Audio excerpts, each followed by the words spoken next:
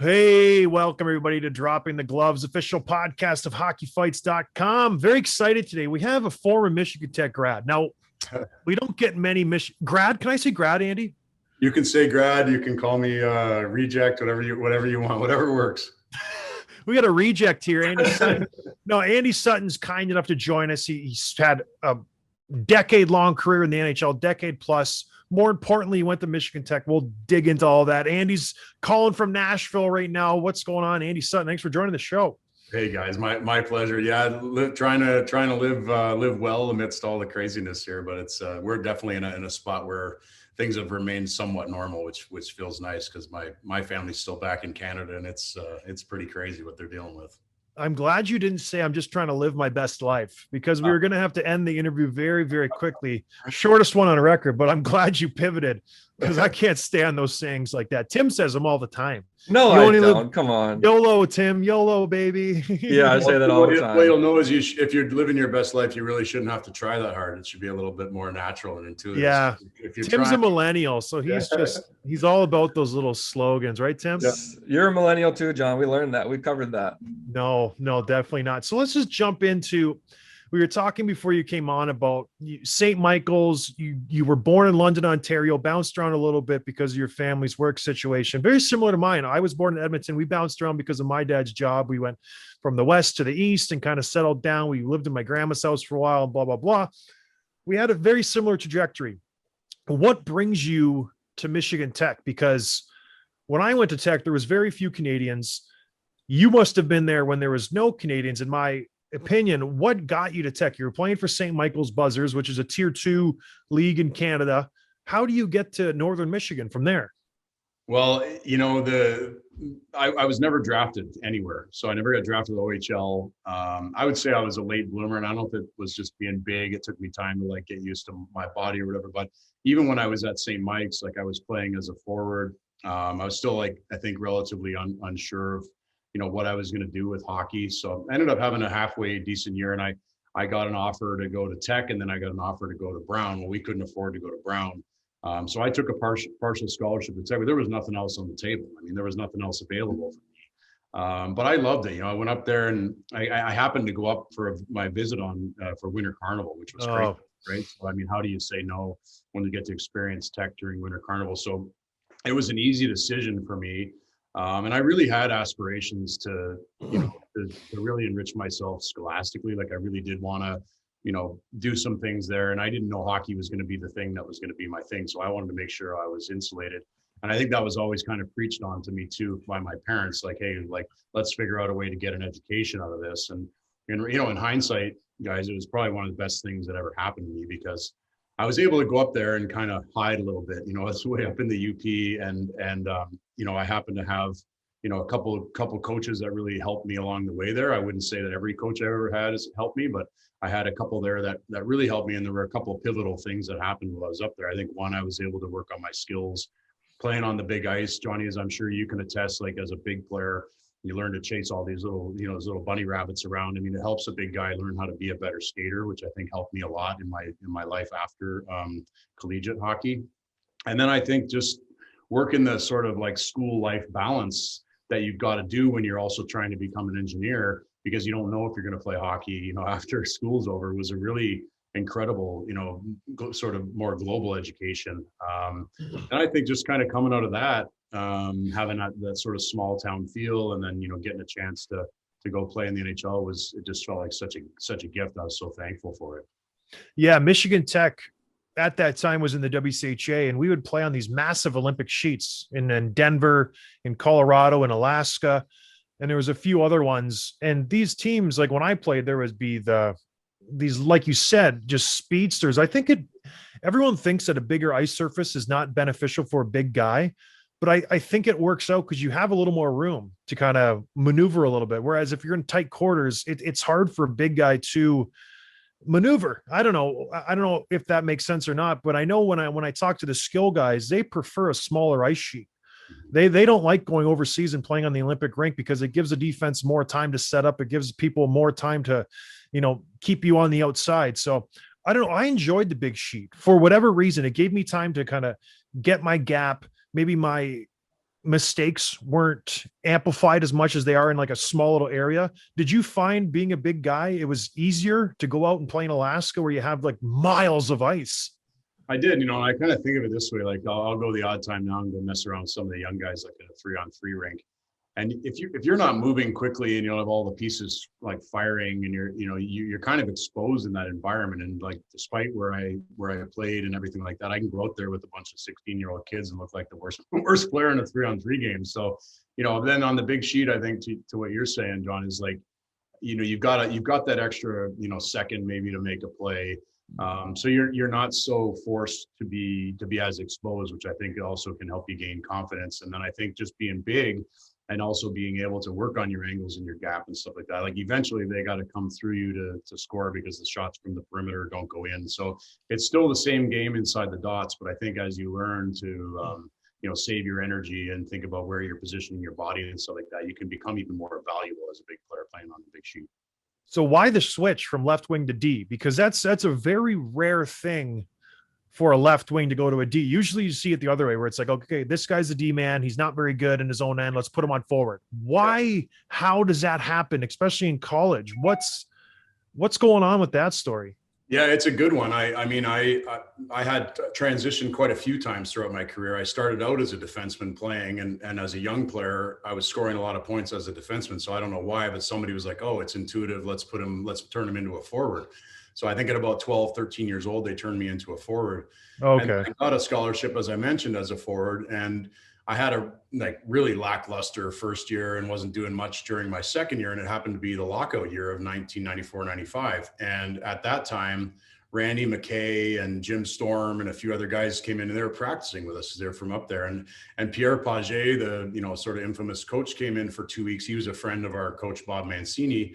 And he did like a review of the team, right? And at the end of the 2 weeks, Bob called me in his office. He said, "Hey, do you want to know what Pierre said?" And I said, "Yeah, sure. What's the scoop?" He said, "Try Sutton on defense."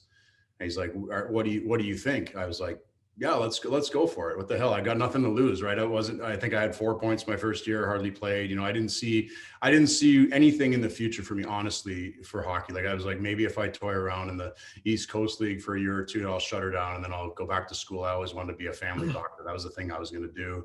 And still had like strong aspirations to try to accomplish things. So I'm like, I'll be a family doctor with an engineering degree. I've never been short on ambition. So then, to jump into that was a challenge, as you can imagine, on the big ice. Like I was exposed, but I made it through that year. My junior year, I'd had a surgery and it was a tough year. I think I had a very lackluster year that year. And then I don't know what the heck happened, but the senior season, everything I touched worked. I had, I think I won Defensive Player of the Year that year and was an All-American. And then I had 14 NHL teams try to sign me. No kidding. After my last game, because I was never drafted. Think about that. It's crazy. Yeah. 6'7" and I could skate decent. Like nobody ever said, "Oh, we're going to take a shot on this guy in the 7th round." So I was a free agent, and which really worked out in my favor because I really got a chance to pick where I wanted to play. So I turned down a little bit more money from the St. Louis Blues at the time. They had Pronger and McInnes and all those guys. I was like, I'm never going to get any ice time here. And San Jose had some older players, so I was like, this is where I should go. Gary Suter was there, Jeff Norton, Brian Marchman, Bob Rouse. I mean, just like all these legends. And so I got a chance to go in there and play. And then when I went back to Minnesota, this is the other sort of pivot point for me. Is like I was in Minnesota. Jacques Lemaire starts playing me in front of the net on the power play. I get a few goals, he's putting me out for certain shifts at the end of the games. He's like, this kid can play forward. He puts me back on forward again. And then I get injured and come back from the injury. I'm not really getting ice time. And I say to Mike Ramsey, the D coach at the time, I say, "Mike, I think I'm just meant to be a defenseman in the NHL." And he looked me square in the face and he goes, "Kid, you're never going to be a defenseman in this league." Well, Rammer said that? Rammer said that to me. So I've never had a chance to chat with him, after that, because I think I piled on 11 or 12 more years after that as a defenseman. So, but I went in and went into Doug. Think about this: like I'm in my 4th year in the league, and I go, have that conversation. I talk to Jacques Lemaire. I go in and talk to Doug Risebrough, and I'm like, "Hey, Yeah. Doug, if it's not too much trouble, like, would it be okay if there's somewhere that wanted me as a defenseman? This is exactly what I said to him as like a 24-year-old. If there's anywhere that would want me as a defenseman, I would really appreciate it if you'd be like, take a look at trading me. And he traded me to Atlanta 7 days later. Is that right? Yeah. So just like, such an interesting course of events, just like where you're supposed to be, and then just having faith in your abilities or whatever you think your destiny is, and just sticking to your guns, Well, even we had David Backus on. He always talks about these little moments that shaped and molded his career. It's like, if that guy if there's no lockout, those guys don't come to Michigan Tech. He doesn't tell your coach to put you on defense. If you don't have the chutzpah to go to Doug Reisbauer to kind of tell him like, hey, do you mind trading me? Which is very bold for a 24-year-old kid to do. And at that time, I'm guessing you're not a top player. You're still a bubble guy in and out of the lineup. So to say that is nuts. And then to have Reisbauer be cool with it, because I know Doug, he was my first GM. He's a great guy. Yeah. For him to respect that and be like, all right, I'll shop you around. Like, it's just crazy how things work out. And then you go to Atlanta, and it's just like downhill from there. You become this powerhouse defenseman who plays a ton of minutes and just is a solid force in the NHL for the next 10 some years. So it's really, really, really cool. And I wanted to jump back to the Michigan Tech thing because we breezed over that. What did you do different your senior year? You obviously probably got some power play time. Did you just think you saw the game slower? Because it's not like you're playing against nobodies in that league. Like, you're playing against the powerhouses in the NCAA. So I know you've probably talked about this a million times. Why do you go from, because you had 3 points your first year, 4 your second, 9 your third, then you have 40 points in 38 games. That's not like, if there's a steroids for skill, you took something. What happened? Well, and I do talk about this a lot, because there's a couple things. There's two things, and I know you guys can attest to this. Like, when you think about, Johnny, like the times when you're playing 4 or 5 minutes a game because you're in that role, and what comes first, the chicken or the egg? Like, how do you really prove yourself in 4 or 5 minutes to where you're still going to get 12 minutes and then 20 minutes? There's a chicken and egg thing that happens. And that year in particular, it worked out to where I was given the opportunity. I excelled in the opportunity. But before that, and anytime I've ever done anything meaningful in my life, there's always been a place where you say to yourself, I don't care about the result. I'm going to just dive into the process. I'm going to trust my instincts. And that's what it was. Anytime that I was able to do that in my NHL career, definitely that happened in my senior campaign. It happens now in business with me, where, like, you second guess things, and those things where you're like pushing water uphill, they never work. They're not really meant for you in the first place. So I feel like sometimes trusting the process and just going through it and bringing every skill and attribute that you've been able to amass to that situation, and then just trusting your instincts, is great. But then there's invariably going to be mistakes made, right? So here's where the rub is. You've got to have a coach that's willing to stick with you to where they keep putting you back on the ice. Because if you start sitting players in the press box, right, then I don't think that works for anybody. Then your confidence is, and it might work for the odd player where he's like, heck with you, I'm going to go and show you that what you did was wrong. But I think for a lot of guys, it's diminishing to the level of confidence that you have. And I think versus like the coach that's like, it's okay, like, we're going to get this back. And I think that most players, base nature is to give so much more when they feel like they've let the team down. So I think it's inherent where you're going to go above and beyond to try to repair that mistake anyways. So I don't think that the coaches that sort of operate that way are the ones that are going to get the most out of their players, and certainly not the most respect. Yeah, the trust factor is huge. Obviously, we've seen players or careers ruined because either they don't get the confidence from their coaches or GMs, or I think sometimes they just don't give them time to grow. So that, yeah, very, very, very true. So that senior season, you leave early, you leave Tech early, which is normal. Players after their senior season, we see it every single year. They go and they contribute to a playoff team. You leave and you sign with San Jose. You mentioned you have 14 teams courting you. It's funny, when I left my senior season, I had 14 East Coast teams courting me, we're very similar in that regard, Andy. But do you regret leaving early? Because I know you go to San Jose, and I was looking at your numbers, looking at your stats. You didn't really get a fair shake in San Jose from the looks of it. You go right to Kentucky. You finish off the season in the AHL. You don't get a sniff what it looks like in San Jose, and you kind of bounce up and down with San Jose the next 2 years.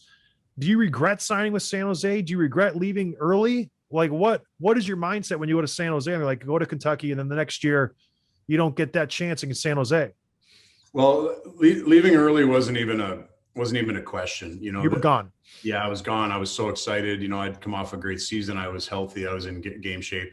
So they wanted me to go down and do the playoffs with Kentucky, with the Thoroughblades. What a great team name. So I go down there, and and this is something I'm sure we're going to touch on, like being a big guy, and knowing what I know about the NHL. And back in the in the late '90s, I mean, every team had 4 or 5 guys that could really chuck them, right? So I go down there and I get in a bunch of scraps and I do well. And I can remember how fortunate I was, like at the end of that season in Kentucky, I got called up to be a black ace with the Sharks. So I got a chance to go in there and spend quite a bit of time with the players, get to know the coaching staff and the trainers and all that stuff. And I ended up staying there that summer, and I had a shoulder surgery because they wanted me strong, and I got to train with the strength coach. And then when I came into rookie camp that year, I already felt comfortable. So again, like if they don't invite me up for that and I don't have that experience, I don't get to rehab the shoulder properly and do all the things I needed to do, get in shape, like from an NHL trainer, not just like going back to Kingston, Ontario and trying to figure out how to get in shape. Like I got a chance to go in and I made the team out of camp. And we had Brad Stewart and Scott Hannon, and all 3 of us made the team out of camp. We were all like 5, 6, 7 defensemen. And this is with, like I said, like Gary Suter and Jeff Norton and Brian Marchman and Marcus Ragnarsson and Mike Rathje. I mean, we had some really great players. So the thing that hurt me in that experience was the fact that Lexington was so far away, and they wouldn't send me up and down. So I'd end up sitting watching 10, 15, 20 games, getting bag skated by Paul Baxter every day. Well, I ended up punching him in the throat. One day at the end, he came at me, and I kind of like balked back because he'd been on a mission to break me, kind of. And is this your assistant coach? Who is this guy? This is the assistant coach. He's a guy who had almost 500 PIMs in one season when he played back in the day. And he was pushing me so hard. I think he was instructed to do so. They're like, we got to toughen this kid up, And then one day I just literally snapped. He got clean. He kind of came at me a little bit, and my base reaction was just to jab him in the throat. And he couldn't breathe. He was done. I'm like, oh my God, what have I done? My career's over, right? No, nobody said a word of it. I didn't go in and talk to Dean Lombardi, the GM, or anything. I didn't even mention it. And I go out for practice the next day, and I'm skating around the rink. I'm like, this has got to be it. Like, something's going to happen. Somebody's going to jump me. They're going to kick me off the ice. And he came up to me and apologized. He actually apologized to me for pushing me so hard. So that was like a really interesting experience, But that was sort of symbolic of what happened there. Like I could never really get in consistently, and I don't think I played consistently. I don't think I deserved it, and I had a big chip on my shoulder, like, to prove myself. And I was probably in a crisis of identity too, like fighting the Scott Parkers of the world and Matt Johnsons and all those guys that were in that conference back then. And that's really not my base like nature, and I don't know how it felt for you, John, but for me, like, I fought to protect my style of play and teammates, but like when I'd see you on the ice, and I'd be like, holy shit, like I really don't want to fight Scotty tonight, because like that's what you did so well, and the guys that do it well, it's like another level. Like I remember Colton Orr grabbed me one time. I was like, this is retarded. Like, this is just retarded. I can't be doing this. I just can't be doing this, night in, night out. So it was more, I think, just trying to figure out my identity from there. And Minnesota was kind of that tipping point, I think. And just, there's always that space where, in the Matrix, when Neo realizes he's Neo, and then everything unlocks. It's kind of like that, right? Like, and it's all about faith in yourself and trusting whatever that journey means for you, Yeah. You mentioned just creating space and trying to protect the way you played. And when I Googled you and the YouTube hits come up, there's dozens and dozens and dozens of Andy Sutton hits. And I likened it to a Cronwall, but in the neutral zone more, where you come a greater distance from the center of the ice and you just throw your whole behind and side into guys and you just bury guys. It's unbelievable. And it's effective when it's Cronwall because he's 6'1", whatever. You're 6'6", 6'7", 250.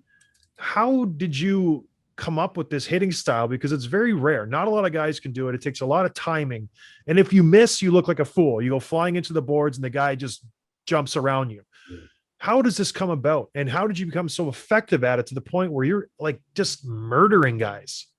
Well, I'll tell you, like, I think I was always kind of enamored by that, by the guys that could do that, thinking about the Scott Stevens of the world and watching these guys and just being like, well, like that, I'd rather have a hit like that than score a goal anytime. And then I go into San Jose and we've got Brian Marchman there. You mean, talk about a guy that, like, if you saw his clothes off, you'd be like, there's no way this guy's an athlete, but just bag like of milk, heart of a lion, like just unbelievable and so tough. And like Mushy'd knock like 3-4 guys out a season, lights out.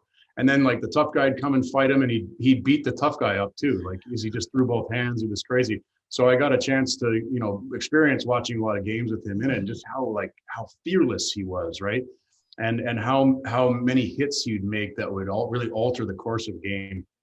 So then, like everything else, there's a learning curve. I can remember I tried that patented hit one time in Minnesota, and I missed the guy, and I went like full bore, my body, my head, everything against the boards and glass, and like halfway knocked myself out, and they went down and scored.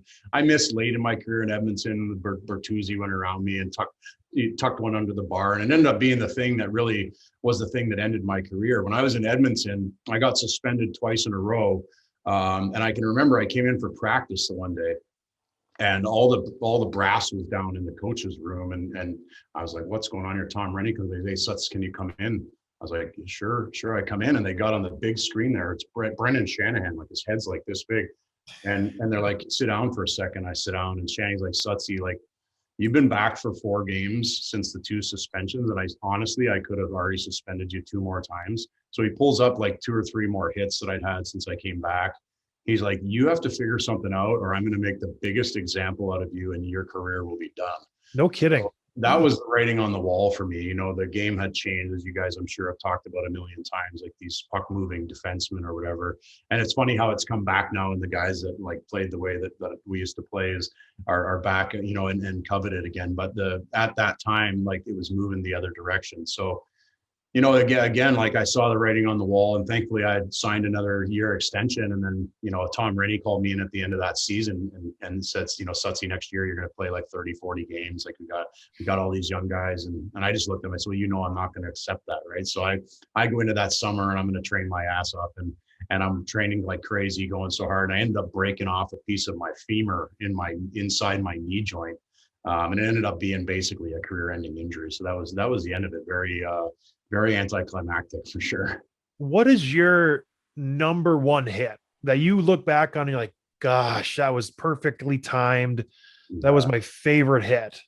Well, and it's funny how I feel about it now, because like the one that was insane was the Leopold one. Ooh, I know Leo. Yeah. The playoffs, and I think about that now. There's a man with a family and a whole life after. And I don't know how you feel about this, John. Like, I knocked out a lot of players and with hits and stuff, and hurt people. And I was, when I would hit to hurt, and that was just the way that I was instructed to do that. But like, thinking about it now, like, I don't even feel proud of that situation. Like, at the time, it was insanely intense, just because like, you're in the playoffs against the Pittsburgh Penguins in their prime. It was the first time I got a chance to really play for a cup contender. I get traded to Ottawa at the deadline, and I had probably my best season that year. And I was super into it. And, it was a series changing event, that hit. But at the same point in time, looking back now, I'm like, would I be proud if my son watched that on YouTube? Like, I don't think I would, and when reputation precedes you and you walk into a room, and people are like, "Yeah, we YouTubed you," and like, in a way, it's nice, because if they get a chance to get to know me, they're like, "Oh, he's actually fairly intelligent," and they're disarmed or like maybe even amazed that I could do that type of thing. But there's always that piece where and I'm sure you had to do it too, John, like, where you have to put on a different hat, a different game face to be able to do your job. Right. And that's the thing. Like, you once you get into it and you realize how incredible it is and how hard you have to fight to stay there. It becomes almost like a badge of honor, the things you have to do, whether it's blocking shots or taking punches to the face or whatever, or hitting people, whatever it is. And then you look back in hindsight and you're like, holy man, that was a crazy time. Yeah. I still have that reputation of just like a salty, every time I meet new people are like, "Wow, you're actually, pretty, funny guy. I like hanging out with you." But I embrace it. I'm like, because I go to a lot of events and places and I just don't want to talk to anybody.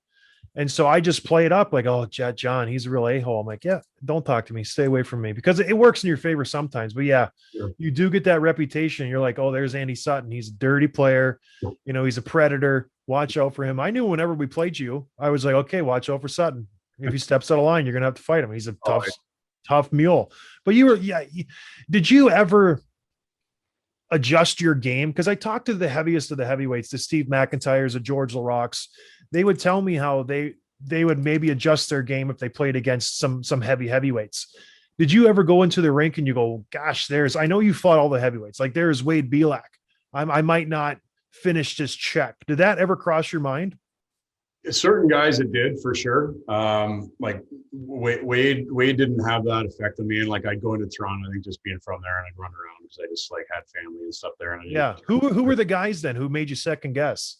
Honestly, like Big George for sure, Larac, definitely Brashear for sure. I mean, I'll be honest, John, like when you were on the ice and anytime I ever saw, and I didn't watch a million highlights or whatever, but anytime I ever saw you fight, you just like dummy guys, you know, and I'd just be like, that's a guy that I'd rather not get into it with, you know? So it's like, and it was a lot easier for me to play that way when I was playing a lot of minutes, because I'd be like, yeah, I played 30 minutes a night. Like there's no way I'm fighting. Like there's just no way. And I could kind of skirt around it. But I remember one time I was in Edmonton. I think I was with Minnesota at the time, and I ended up hitting this player on their team, and then the Scott Ferguson came in and dropped the gloves with me, and I beat him pretty good.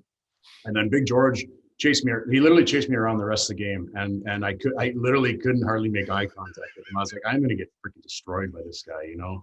And I don't know if you ever felt this way, but like I'd fight certain guys, and you know I was strong certainly, but like there were guys I'd fight like, person is so strong. Like, what am I doing wrong here? Like, just the way they grab you and hold you and pull you, and be like, that is just some serious strength. So you definitely knew what you were up against, and when certain guys were on the ice. But I think early on in my career, I think I just, you know, was almost fearless in a way. Like I look back at some of the stuff with like Scott Parker and you know, Matt Johnson and stuff, and just trying to make a name for myself. You just kind of go into it, you know, with just reckless abandon.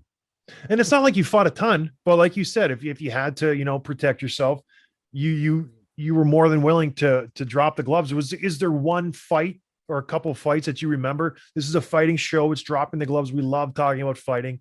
Obviously, that's what I did. What's the one fight where you're like, yeah, what's up? Like you fought Ty Domi and you one punched him. What's the fight where it's like, yeah, I'm Andy Sutton. What's up? Well, it started early where I think I realized like it could be a skill set, you know, and the only reason I got a chance to go to St. Mike's was because I played in this summer tournament, and there was like, I think there was 4 or 6 teams there. It was like a round robin deal, and it was like an invite only thing. And I remember the first game, a guy named Ken Boone, who played in the OHL, he picked a fight with me, and I absolutely like destroyed him. His face was all messed up. And all the other teams were watching because it was the first game. Well, nobody came within 5 feet of me the rest of the tournament. I won player of the tournament, and then I get invited to go play at St. Mike's, which leads me to Michigan Tech. So you think about these things. And then even the same thing, I remember the first rookie camp I went into in San Jose. This is one of my favorite stories. So I'm going to change, going off, and I'm crossing the red line with another player. My bench is here, and this is over here. And we kind of hit like this. He's like, you want some of this? So we dropped the gloves, and right at center ice, I bloody this guy so bad. And I didn't even realize, but the entire brass of the Sharks was sitting 5 rows up behind the player benches. So I get off the ice, and I don't know if you know who John Ferguson is, and I still like arguably some people say the toughest player that's ever played the game. Fergie comes up and he's frothing at the mouth. He's like, oh my God. He's like, this is exactly what we need here, you know? And then I had a few good scraps with Reed Simpson. I don't know why I always seem to fight Reed Simpson, and I caught him with an uppercut in his throat one time and dropped me. He couldn't breathe. He was like laying on the ice. And we had a battle in Chicago that I think was like probably 2.5 minutes long, which was a crazy fight. And then, you know, just, you know how it is. It's a zero-sum game. You win some, you lose some. I remember, you know, like Rick Rippon dropped me and Mike Rupp dropped me. And I definitely had a few guys that catch you pretty good and send you down to the ice, you know. And, you know, Craig Berube knocked me out cold. I was in San Jose, and I had crumpled Jerome McGinley up in the corner. I think he was at like 47 goals before he'd ever had 50. And I go to the box, and I'm not thinking anything of it. Right, I get out, serve my time or whatever, and I get a pass and I'm looking to go D to D, and before I can even turn to make the pass, Ruby's got his gloves off, and he comes in and I'm just No. lights out. Back then they gave us both 5 for fighting. This is how like the referees used to govern stuff, right? Like a no-name player crumples Jerome McGinley in the corner on his way to his first 50-goal season, and it's 5 for fighting each. You will not touch Jerome. Yeah, I can't believe it. So yeah, there's a lot, just great stuff over the years. It's wild. So you fought a lot of heavies, but you also fought some like superstar players too, like Vinny Lecavalier. I'm looking at the list now. Again, like you fought him, Ollie Jokin. Any of those have like some good stories behind them? Yeah, I mean, like in Atlanta especially, I started playing a real lot, and my job was to play against the top guys. And once I realized how hard I had to play against these guys, it became something that was just all consuming. And at that time, like when I was in Atlanta, we'd play Tampa 8 times a year. We hated them. We play Washington 8 times a year, Florida 8 times a year, and I'm out against Olli Jokinen and Vinny Lecavalier all to year after year like that. So we just started to hate each other. And then like Vinny's a big boy, he's 6'4", 225, whatever. He handled himself, and he kind of jumped me in front of the bench. I think he had enough of my act too, and he gave me a pretty good shiner. And it's like that. I think that's just kind of the way it should be. When guys are playing hard, I like the fights that are spawned more from like the passion in the game than I do the stuff where like we go up 2-1 and like John's got to go out and fight the other team's heavyweight. Like that's not good for the game. I don't think it's good for the fans or the kids watching. And I think it's the wrong way to have fighting in the game. Like I think we definitely have to have it in. I think it's one of the special things that we've got in our game, and that honor code. But I think it should be spawned by the passionate play. So you played a lot of games for a lot of teams, a lot of different D partners, I'm sure. Who was the favorite D partner you ever had, and why? Well, I got a chance to play with a lot of good ones. I mean, I got to play with Erik Karlsson when I was in Ottawa, which was crazy. And at the time, I played that year at about 265 pounds, and Carl was 165, so I had him by 100 pounds. I mean, you talk about being able to dance on the ice. I mean, just insane. And he was a good partner in the sense that he was amazing to watch, but incredible, impossible to interpret what he was going to do out there, right? So like I was always kind of just backing him up. But in Atlanta, I got to play with Nicholas Havlid, just like one of the most professional players I ever played with, like the type of guy that even after back-to-back games and you go in the morning, like he's the guy on the squat rack, like doing squats and cleans and all that stuff. He was just insane and just such a steady Eddie partner for me and invaluable. And then I'd say I got to play with Mike Weaver there too. He was a great D partner for me. Yeah, some great ones along the way. And then even early on in San Jose, getting a chance to to play with the Gary Suitors of the world and stuff like that, and get some shifts with those guys. It was a pretty awesome run. Did you know Karlsson was going to be Karlsson when you were there? I had no idea. The guy is such a legend. Like he literally is a legend. And I remember, and I know he does this all the time, I think now, but like we were on the bench to start the period in Montreal, and he whacked me. He's like, he used to call me old man, which is crazy. I was like 35 years old at the time. He'd be, you ready, old man? Like this, right? And I'd look over and he's got a big friggin' dip in his mouth. And I'm like, Carl, are you going to play with that in? He just looks at me and goes, oh yeah. Like, and I was just like, this is just another King Carl. I mean, that's what his nickname was there. And he is, he's just an enigma, just an incredible enigma. What's been going on with him then? Because honestly, on this show, I trash him quite commonly, and not him personally, but it's his game is sunk. What is going on? Because you think in San Jose they got all those studs. He just hasn't figured it out. Can you put your finger on it? Know that because you played with them? My opinion is that there's a place where we're all meant to shine, and I believe there are certain players that are not supposed to be playing second fiddle. I think the biggest problem with him is the fact that Brent Burns is there.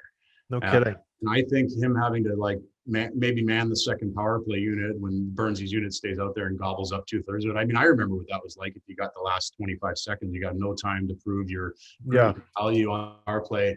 Those little things I feel like erode, some of the chemistry and maybe even the confidence. And then I think the other thing that, he was very fearless in early in his career, and then he had some injuries. And I know just from having had as many as I had that it's really hard to bounce back to 100%. Like you have to be really committed. You have to be really open to using alternative medicine and different things to get back there. And when you have some of the injuries to like ankles and feet and things like that he's had, I think it becomes really hard to move the same way, you know. And he that's his thing. Like if he's not moving well and if he's not moving freely and with that like unbridled confidence, he's not Carlson. He's just a different player, you know. Yeah, you mentioned your injuries. You obviously had to cut your career short because of your femur. What is Andy Sutton doing now? You're very smart, Michigan Tech grad. All of us are just we're geniuses coming out of Michigan Tech. What do you spend your time doing? I know you're a big shot now. Tell me what you're doing with your life, because I always hear Andy Sutton's doing so great. What are you doing that's so great, Andy? Well, I mean, I don't see it. I don't see it that way necessarily. I mean, I'm in it every day, so it's like I'm an entrepreneur for sure, and it's a lonely road. You spend a lot of days putting out fires, you know, more than you do celebrating. But I started the road early. You know, before I finished playing, I started working on some intellectual property development in the protective space, and actually started actively licensing that technology while I was still playing. That led me to working as president of a multi-brand hockey company for almost 5 years. And during that time, I made some investments in that company. I was part of some acquisitions that occurred while I was there. Really got a chance to learn everything about the hockey business. And then was able to couple that with obviously everything I'd done as a player in the game. And I had an opportunity to basically take the Verbero hockey brand, which is a brand that's been around for over a decade. And I was able to take that outside of that institution and run it as a standalone. You know, was able to take, you know, the best bits of Verbero, the best bits that I learned working as president of that other company and everything along the way, and put it back together as you see it today. We created a proprietary software system that allows us to basically auto-generate team stores. I acquired an apparel factory because I wanted to make our apparel on demand, available 24/7, 365. I wanted complete control, to be able to work directly with my own set of manufacturers to be able to turn those goods out. And then really we tripled the industry standard commission rate. We automate commission payouts. We've got everybody from league commissioners to elite prospects, to like single mothers, to coaches, fans of the game. We've got about 350 sales reps now, and to put that into context, Bauer had about 50 pre-COVID. So we're growing at about 2% a week, which is pretty crazy because we let our reps build their own sub-rep forces. So we're letting our reps work with their best friends and colleagues, and then we create these sort of micro groups, and then we have a whole inside sales team that basically nurtures them along the way and helps them close deals. So we've really become the source for custom products, and our team store is definitely the warehouse for that. And then just our delivery times are faster because we have more control.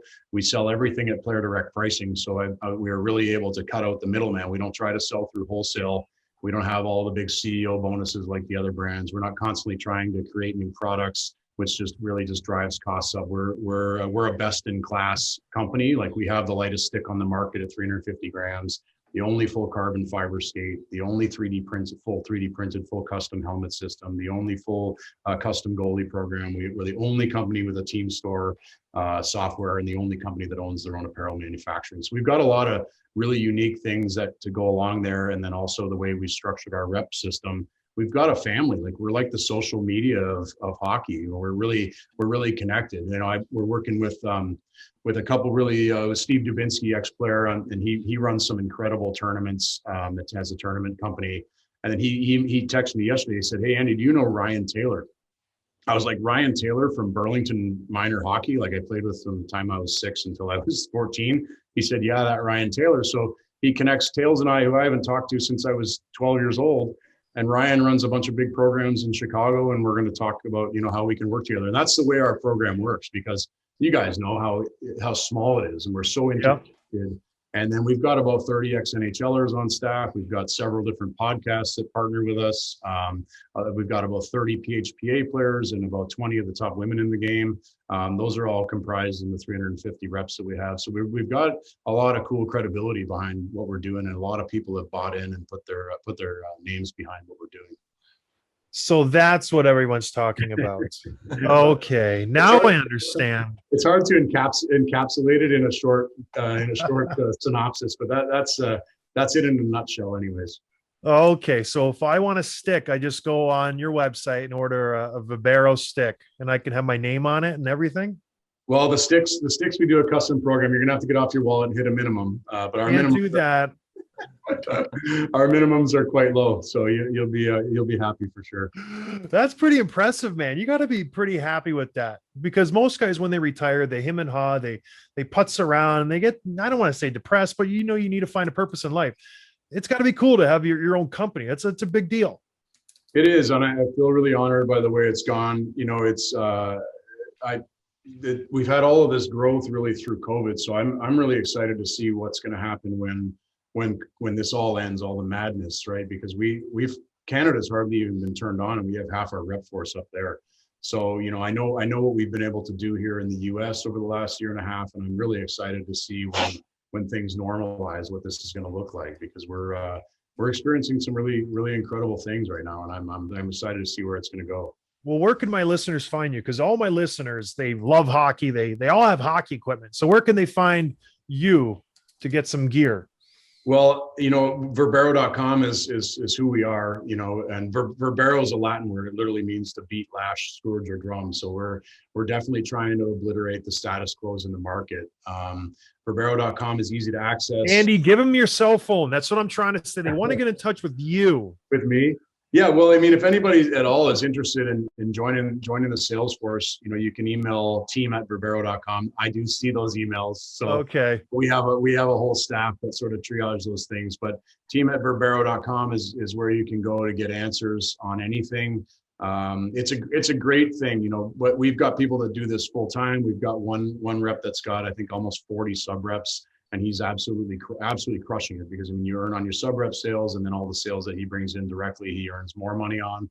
And it's a great thing to complement other things you're doing. And that's the other thing. Like, even you guys, you're spending all this time in hockey, coaches, managers, commissioners, hockey moms, hockey dads. You're spending your life there anyways, so you might as well have this beautiful thing to talk about and hopefully earn from. And the cool thing about it is, like, once we tie our reps to an account, we keep them tied to the account. So whether it's a team store, a purchase that they get paid on, or a bulk order, or anything associated with the team that their association that they brought in, they get paid on it.